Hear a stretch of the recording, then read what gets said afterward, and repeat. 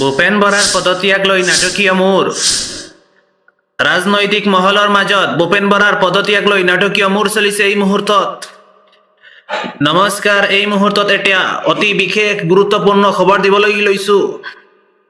ভিডিঅ'টো শেষলৈ চোৱাৰ অনুৰোধ থাকিল। অসম প্ৰদেশ কংগ্ৰেছ কমিটিৰ ভিতৰ চলি থকা তীব্ৰ সংঘাত এতিয়া চৰম পৰ্যায়ত উপনীত হৈছে। সোমবাৰে কংগ্ৰেছৰ ৰাষ্ট্ৰীয় সভাপতি মল্লিকাৰ্জুন খৰ্গেৰ ওচৰত পদত্যাগ পত্ৰ দাখিল কৰাৰ পিছত মঙলবাৰে প্ৰাক্তন APCC সভাপতি ভূপেন বৰাই এক নতুন ইংগিত প্ৰদান কৰে। বৰাই সংবাদ মাধ্যমৰ আগত স্পষ্টকৈ কয় যে তেওঁ নিজেই পদত্যাগৰ সিদ্ধান্ত পুনৰ বিবেচনা কৰিব পাৰে, কিন্তু তাৰ বাবে তেওঁক দুজন জ্যেষ্ঠ নেতাৰ পৰা এক বিশেষ নিশ্চয়তাৰ প্ৰয়োজন হ'ব। তেওঁ কয় যে যদি যোৰহাটৰ সংঘত প্ৰদ্যুৎ বৰদলৈ আৰু বিধানসভাৰ বিৰোধী দলপ্ৰতি দেৱব্ৰত শইকীয়াই তেওঁক এই বুলি আশ্বস্ত দিয়ে যে দলটো প্ৰকৃত সাংগঠনিক নীতি আদৰ্শৰে পৰিচালিত হৈছে, তেন্তে তেওঁ পদত্যাগ পত্ৰ প্ৰত্যাহাৰ কৰাৰ কথা ভাবিব পাৰে। বৰাই বৰ্তমানৰ প্ৰদেশ কংগ্ৰেছক তীব্ৰ সমালোচনা কৰি ইয়াক APCCR বুলি অভিহিত কৰে।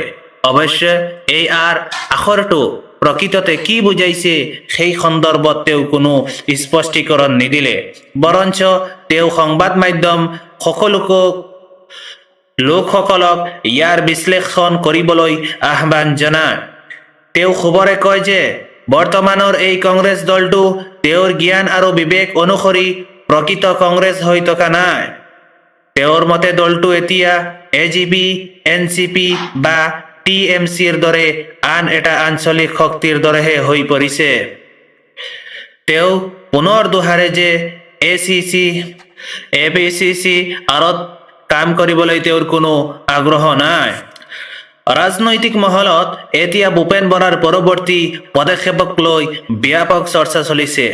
সোমবাৰে ICCৰ অসমৰ দায়িত্বত থকা জিতেন্দ্ৰ সিঙে বৰাই পদত্যাগ পত্ৰ প্ৰত্যাহাৰ কৰা বুলি দাবী কৰিছিল, যদিও ভূপেন বৰাই আজিও নিজৰ অৱস্থানত অটল থকাটোৱে কংগ্ৰেছৰ শিবিৰত এক অস্বস্তিকৰ পৰিৱেশৰ সৃষ্টি কৰিছে।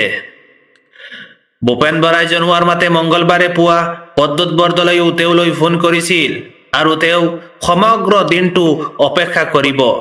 যদিহে বৰদলৈ আৰু দেৱব্ৰত শইকীয়াই তেওঁক প্ৰতিয়ন নিয়ম পাৰে যে দলৰ সাংগঠনিক কাম কাজ সঠিক দিশত আগবাঢ়িছে, তেন্তেহে তেওঁ দলত থাকিব। এই সমগ্ৰ বিষয়বোৰ উপস্থাপন কৰি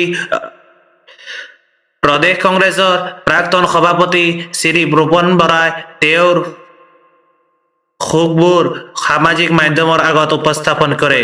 এই ক্ষেত্ৰত ভিউৱাৰ্ছসকল আপোনালোকৰ মতামত কি কমেণ্ট যোগে জনাওক। ধন্যবাদ।